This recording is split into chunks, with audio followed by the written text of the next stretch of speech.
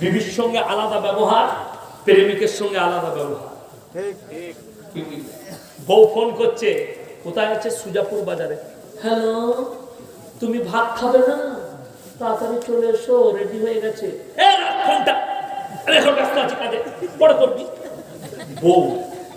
আর যদি প্রেমিক ফোন করে, ওরে বাবা রে, হ্যালো, কেমন আছো তুমি? কোথায় খাবে বলো? মালদায় ফোন ধরেছে, সুজাপুর ছাড়ে না। এর নাম হচ্ছে নেমোখা। বিবির সঙ্গে শুনে রে, পর নারী হচ্ছে হারাম। কেন হারাম বলে দিই? কোরআনে আছে, ইল্লা আলা আজওয়াজিহিম আও মা মালাকাত আইমানুহুম ফাইন্নাহুম গায়রু মালুমিন ফামান ইত্তাকা ওয়ারা যালিকা ফাউলাইকা হুমুল আদু। তোমরা তোমাদের স্ত্রীর সঙ্গে ভালো ব্যবহার করো। স্ত্রী ছাড়া যদি অপর নারীর সঙ্গে সম্পর্ক করো, তোমরা হবে সীমা লঙ্ঘনকারী। আর সীমা লঙ্ঘনকারীকে আমি আল্লাহ লাল ঘরে জাহান্নামে ভরে দেব। স্ত্রীর সঙ্গে সবাই ভালো ব্যবহার করবো, জোরে করুন ইনশাআল্লাহ।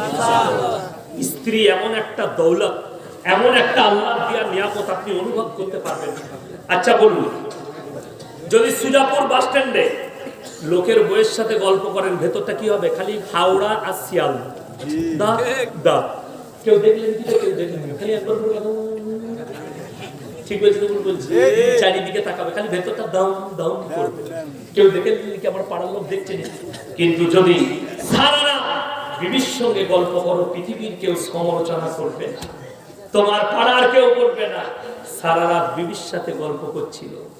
বিবি ঘর থেকে বের হলে, পুরুষরা শোনো, আমার যুবকরা, বিবির কপালে চুম্বন দিয়ে বের হও। আমার নবীজি সাল্লাল্লাহু আলাইহি সাল্লাম বাড়ি থেকে সফরে বেরুলে বিবিদের কপালে চুম্বন দিতেন। জোরে বলুন সুবহানাল্লাহ। আর আমাদের দেশের ছেলেরা সকালবেলা ভালো করবি, কোনো মহব্বতের কথাও নয়, কিচ্ছু নাই। দুটো ভালো কথা বলো, আসছি, হ্যাঁ, তুমি ভাত রেডি রাখবে, হ্যাঁ, বিয়ের কাছে ডেকে কপালে চুম্বন দিলে মহব্বত বেড়ে যাবে। আর যদি ঝগড়া করে যাও, তুই মনে মনে করবে, আটকুরের বেটা তো লড়ির তলায় যাস। বলেন বলেন অনেক মেয়েরা, আটকুরের বেটা তুই যেন লড়িতে ঢুকিস, কেন এই তো মেরেই বেরিয়ে গেল, আবার ঢুকে আর একবার মারবে। কি বলে, অনেক বড় কষ্ট লাগে না? এই ধরনের ব্যবহার স্ত্রীর সঙ্গে করবেন। আল্লাহ মা দিকে বড় দৌলত দিয়েছে, বলে দিই। আমার আল্লাহ রাব্বুল আলামিন কোরআনে বললেন, হে আমার বান্দারা শোনো, দুনিয়াতে উপভোগের জন্য আমি যতগুলো নিয়ামত দান করেছি, কোরআন নকল করছে, যুইনা লিন-নাসি হুব্বুশ শাহাওয়াতি মিনান নিসা। সব থেকে দামি নিয়ামত হচ্ছে বিবি। নিসা মানে হচ্ছে মেয়ে। জোরে বাংলা বলুন সুবহানাল্লাহ। কেমন নিয়ামত বলে দিই। বউ যদি ঝগড়া করে, বউয়ের সাথে ঝগড়া হয়েছে, আমি বাপের ঘর পালিয়ে যাচ্ছি, অনেক ছেলে কি বলে, এই তুই বেরো, যা চল যা, তুই দেখছি।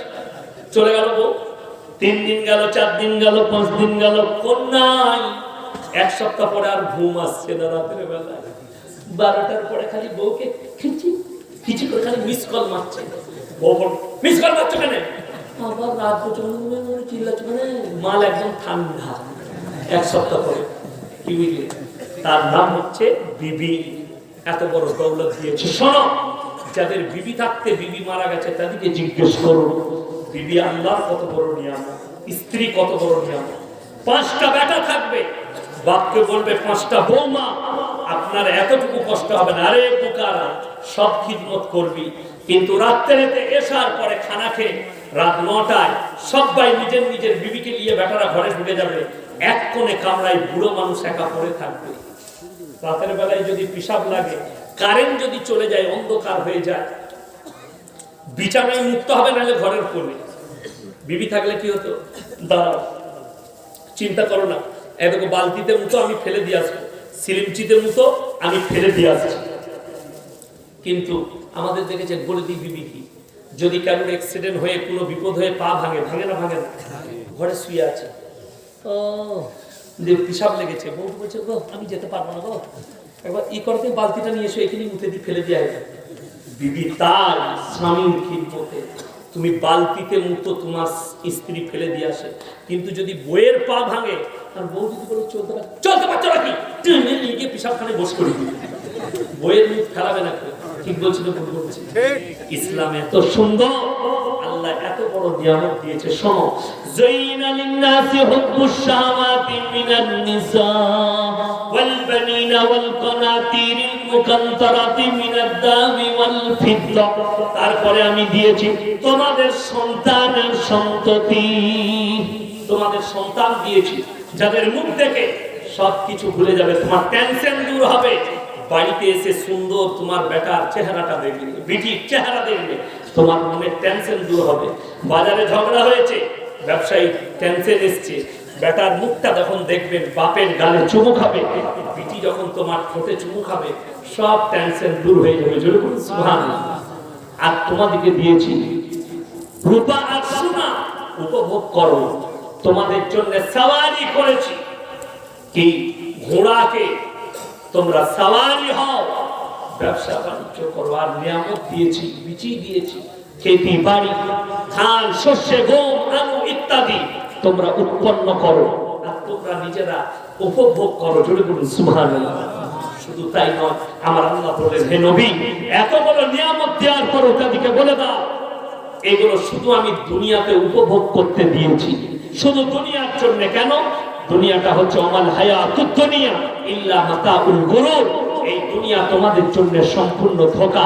আপনি ধোঁকায় পড়ে আছেন, অনলি ফর ধোঁকাতে। মানুষের ধোঁকা কাটবে কখন জানেন? মৃত্যুবরণ করে যখন কবরে যাবে, এই কবর থেকে আপনার ধোঁকা কেটে যাবে। আপনি ধোঁকায় আছেন, স্বপ্নে আছেন, স্বপ্ন ভেঙে যাবে যখন আপনি কবরে যাবেন। কবর হবে প্রথম মঞ্জিল, দ্বিতীয় মঞ্জিল আপনার শুরু হবে কিয়ামতের ময়দানটা। আর ওইটা যে শুরু হবে, ওই আলামটা যে শুরু হবে, ওটা আবাদান আবাদা, চিরকালের জন্য। ওটার পরে আর কোনো কিচ্ছু নাই। জোরে বলুন সুবহানাল্লাহ। দুনিয়ার জন্য বাংলো করে কি করবে? জান্নাতের জন্য বাংলো তৈরি করব। দুনিয়া থেকে মহব্বত করবো না। জোরে বলুন ইনশাআল্লাহ। পৃথিবীর মহব্বত মন থেকে উড়িয়ে, মালের মহব্বত করবেন না, দৌলতের মহব্বত করবেন না। যাদের মনে হয় আমার মাল আমার কাছ থেকে যাবে না, তারা কোরআন শোনো। নবাব সিরাজউদ্দৌলার বংশধর বেঁচে আছে তো? না। মালগুলো কার কাছে আছে? কথা বলেন না। হাজারটা দৌড়ের বাড়ি, তার প্লেট, এখন তো যেগুলো রাখা আছে হাজারদুয়ারিতে প্লেট ওগুলো সব নকল মাল রাখা আছে, আসল সব চলে গিয়েছে, সরকার গুটিয়ে নিয়েছে, ওগুলো সব নকল, একটাও আসল নাই, খালি আয়নাটা আসল আছে। কি বলে? বাকি সব নিয়ে পালিয়ে গেছে, আয়না পাল্টাতে পারেনি। আমার ভাই নবাব সিরাজউদ্দৌলা চলে গেছে, তাদের মাল দৌলত সেখানে পড়ে রয়ে গেছে। আমার ভাই, আপনি চলে যাবেন, আপনার সবকিছু পড়ে থাকবে দুনিয়ার বুকে। ওই জন্য পরকালের চিন্তা নেবেন। আপনি সম্পদ নিয়ে যেতে পারবেন না। সব থেকে দামি সম্পদ যেটা আপনাকে নিয়ে যেতে হবে, ওটা হচ্ছে আইয়ুকুম আহসানু আমালা। ভালো আমলটা আপনাকে নিয়ে যেতে হবে। সবাই ভালো আমল করবো। জোরে বলুন ইনশাআল্লাহ। এক নম্বরই আপনার জীবনে যেন নামাজ কাজা না হয়। জোরে বলুন ইনশাআল্লাহ। দ্বিতীয় নম্বর, আপনি হালাল খাবেন। সকলে জোরে বলুন ইনশাআল্লাহ। হারাম থেকে বাঁচবেন। বেঈমান কাফেররা আপনার জীবনে হারামে ভরেই দিয়েছে। আপনি না চাইলেও আপনাকে হারাম খেতে হচ্ছে, আপনি অনুভব করতে পারবেন। যেমন বলে দিই, আমাদের দেশের লোক বাদ বিচার করে না। কোথায় খেতে বসছি, কোথায় খাচ্ছি, কি খাচ্ছি, কে খাওয়াচ্ছে, কি খাওয়াচ্ছে, আমরা বাজবিজ করি। কোরআনে আছে তোমরা তাকওয়া অর্জন করো। তাকওয়া খাবারে তাকওয়া, নামাজে তাকওয়া, চলাফেরাতে তাকওয়া, কথাতে তাকওয়া, ব্যবহারে তাকওয়া, প্রত্যেকটা জিনিসে তাকওয়া অর্জন করতে হবে।